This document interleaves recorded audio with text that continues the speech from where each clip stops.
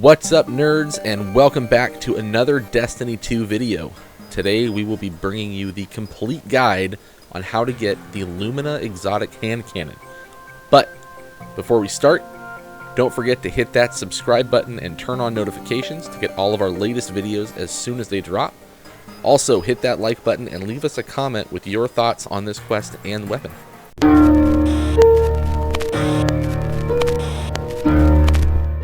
Alright, let's jump into it and get you on your way to Lumina. As usual, you can hang on for the entire quest, or you can jump to one of these specific timestamps on the screen for information on that specific step. To begin with, I will say that this is a relatively easy quest, so as long as you have a few hours to bang it out, you should have no serious issues getting it done. To start, head back to the same place in the EDZ where you picked up Thorn. Load into Trostland and head towards the back of the salt mines. Hit the transmat pad and head up the hill to the hidden campsite. Once there, open the chest and you will receive a quest and an item called the calibration device. The next thing you'll need to do is use the location listed on the calibration device to find another chest. Keep in mind that this location changes every hour, so it will be important to get it done now or the location will update within the next hour. To find the exact location of the chest, honestly just look it up with the current calibration device location. Someone will post it online. They've been all over the place, and it's pretty easy to find once you know where you're looking.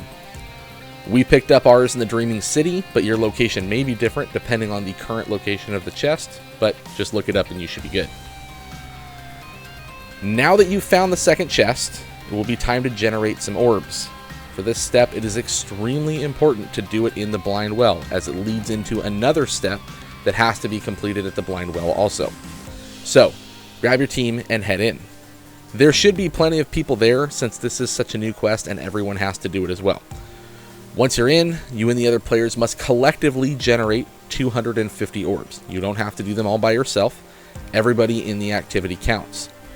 We were able to complete this about halfway through the first run of the blind well, and once it's done, you'll get 3 more quest steps and a hand cannon called Rose. These 3 steps can be completed in any order you like, but since one of them is blind well completions, just hang out there for a bit. The steps are as follows: complete encounters in blind well, escalation protocol, or forges. Complete a nightfall with a score of 50,000 points or more. And finally, get 100 kills without reloading. Each of these steps will unlock a perk on the new Rose hand cannon that you received as well.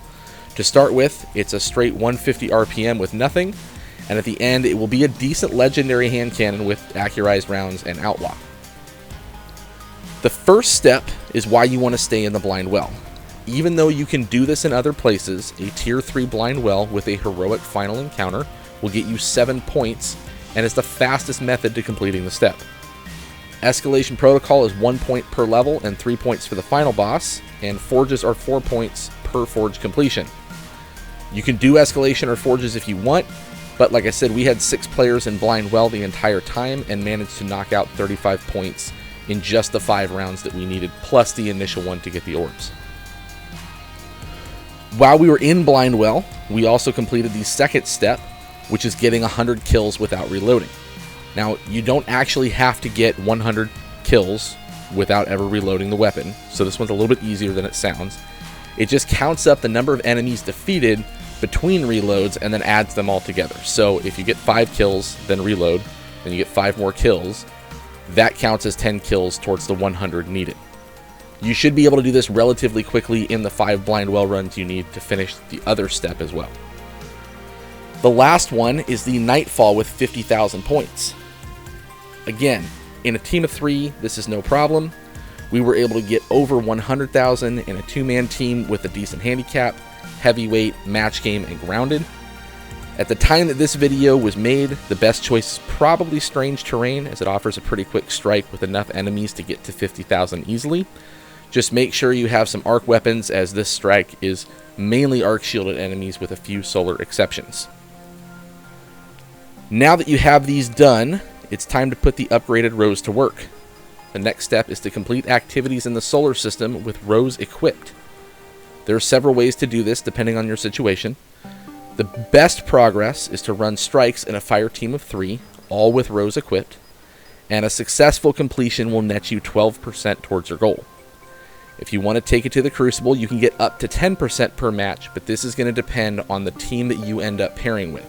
We were getting anywhere from 2% to 10% per match, depending on what the other 3 people had equipped as well. If you're trying to do it solo, plan on only get 3% per strike, and again, 2% to 10% in Crucible, depending on the team that you pair with. I would highly recommend a team of 3 in strikes or a team of 3 or more in Crucible to make this step quick. Once you're ready to move on, there will be 3 more challenges to complete. Generate 50 orbs. This part has to be done by yourself, by the way. Get Hand Canon final kills in Crucible. This does not need to be Rose, so feel free to use something you're more comfortable with, but honestly, Rose is a solid choice for a 150. And then the final piece is to kill an invader in Gambit before he kills a teammate. Now, the Hand Cannon kills go quickly, as your teammates also add to the percentage here. We were able to do this in about 3 matches with no problem. Next, the orbs can be done anywhere, so it may be good to head into Gambit and work on the last 2 steps together. Once you get the orbs done, it's time to look for an invader. It's important to know that there is a time constraint on killing the invader, so in order for it to count, it has to be done relatively quickly. If you don't get to them in time, it will not complete the step, even if they haven't killed anyone. When we did this part, we got lucky and the opposing teams were feeding kills to help people complete the step, which was super cool of them. So if you get lucky, knock out the invader quick and you're ready to move on. You have to get the medal Not On My Watch in order for that step to be completed. The final step in this is to complete the Will of the Thousand strike on Mars and shoot down some crystals on the way. Since it's just the strike version, don't worry about the loadout. You just have to have Rose equipped to complete it. Throughout the strike, you'll see several purple crystals overhead. You need to shoot 11 of them before you finish the strike.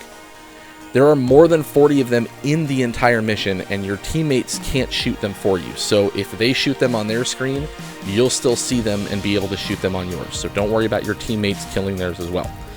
This part is super easy. Just jump in, get the first 11 that you see, and then run through the rest of the strike. Once you kill Zol and the strike ends, you get Lumina, and you're ready to be on your way. That's it. Personally, I am super stoked for this gun. It's a decent hand cannon that's kind of the opposite of Thorn. It'll be interesting to see how a support weapon plays out in D2. More on that soon, as we will be putting together a review video and talking about the weapon and its perks in detail there. For now, enjoy your reward, and we will see you later, nerds.